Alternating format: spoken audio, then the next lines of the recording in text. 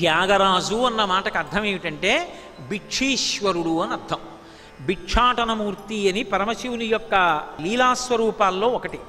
ఎవరు భిక్షాటనమూర్తిగా నిలబడతాడో వాడే త్యాగరాజు. మళ్ళీ ఈ త్యాగరాజు ఎక్కడున్నాడు? మంథనిలో ఉన్నాడు. ఎందుకని? భిక్షేశ్వరుడు ఉన్నాడు. త్యాగ అన్న మాటకు అర్థం ఏమిటి? అన్నీ అందరికీ ఇవ్వగలగడం. అన్నీ అందరికీ ఇవ్వడానికి ఉన్నవాడైతే కదా ఇస్తాడు, లేనివాడు ఎక్కడిస్తాడు?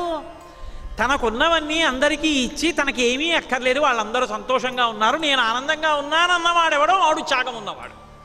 అందుకే నకర్మణాన ప్రజయాధనీన త్యాగే నైకే అమృతత్వమానసో పరేణ నాకం నిహితం గుహాయాం విభ్రాజతే తద్యతయో విశంతి వేదాంత విజ్ఞాన సునిశ్చితార్థా అని మనం తెల్లవారి లేస్తే కైవల్యోపనిషత్తులో మంత్రం చెప్పట్లా? కాబట్టి త్యాగే నైకే అమృతత్వమానసో, త్యాగము చేతనే అమృతత్వాన్ని పొందుతారు. పరమశివుడు అంతటా ఆయన నిండి నిబిడీకృతమై సమస్తము ఆయన సంపద. ఆయనదైనవన్నీ కూడా తనని ఆశ్రయించినటువంటి భక్తులకు ఇచ్చేస్తాడు. ఆయన ఇవ్వనిదన్నది ఉండదు. ఎందుకు ఉండదు అంటే ఆయన కరుణ అటువంటిది. శివా అని ఎలుగెత్తి పిలిస్తే చాలు, ఆయన ఇవ్వనిదన్నది ఉండదు. పిలిచి నేనేమీ చేయలేదన్నా సరే చాలురా, ఏం చేయలేదని ఒప్పుకున్నావుగా ఇచ్చేస్తున్నానంటే. శ్రీశైలేషు భజింతునో యభవు కాంచీనాథు సేవింతునో కాశీవల్లభు కల్వబోధన మహాకాళేషు పూజింతునో నా శీలం వడువైన మేరు వడుచున్ రక్షింపవే నీ కృపా శ్రీశృంగార విలాసహాసములచే శ్రీకాళహస్తీశ్వర అంటాడు దుర్జటి.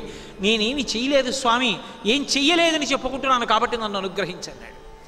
అందుకే శంకరాచార్యుల వారు శివానందలహరి చేస్తూ కారుణ్యామృతవర్షిణం ఘన విపద్గ్రీష్మచ్చిదా కర్మఠం విద్యాసస్య ఫలోదయాయ అని ఆయన గురించి చెప్తూ కారుణ్యామృతవర్షిణం అంటారు. ఆయన కన్నులలోంచి కారుణ్యము వర్షిస్తూ ఉంటుంది. ఒరే నన్ను ఎవడు పిలుస్తాడా రక్షించాలని చూస్తూ ఉంటాడు.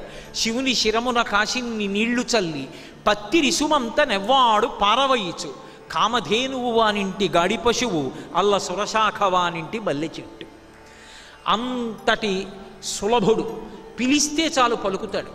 అంతటి దయ కలిగినటువంటి వాడు, అంతటి భక్తవశంకరుడు కనుక ఆయన త్యాగరాజు అయ్యాడు.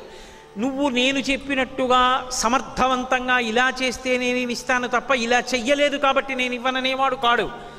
గుండెలలో ఉన్న భక్తి ఒక్కటే చూస్తాడు.